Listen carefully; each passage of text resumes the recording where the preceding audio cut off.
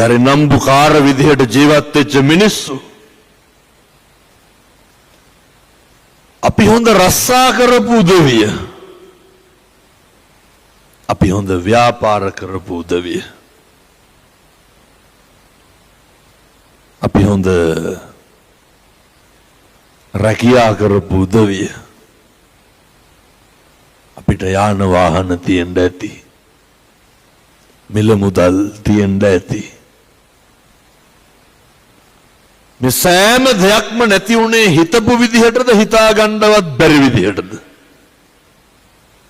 හිතා ගන්නවත් බැරි විදිහට ගම්පොළ විතරක් නෙමෙයි ලංකාවේ බොහෝ පිරිසක් ගම්මාන පිටින් මේ පොඩි රටට පින්නතුනේ වතුර පාර ඇත්තටම සැර වැඩි දරුවන්ට දෙමව්පියන්ට දරුවෝ ජීවිත කාලයක් සංස්කෘතියක් වාගේ ගොඩනගපු පවුල ඉඳන් විනාශ වුණාට පස්සේ අපිට ඇත්තටම අන්තිමයට මතක් වුණේ කවුද? අපේ හිත හැදෙන්න අපි සල්ලි ඉල්ලුවද? අපේ හිත හැදෙන්න අපි රත්තරන් බඩු ඉල්ලුවද?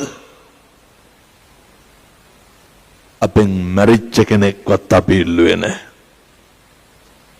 මිනිස්සු හැම තැනම කිව්වේ හාමුදුරුවනේ හිත හැදෙන්න බණ ටිකක් කියන්න. මිනිස්සු සිහියට ගත්තේ නත්ති මේ සරණං අඤ්ඤං ධම්මෝ මේ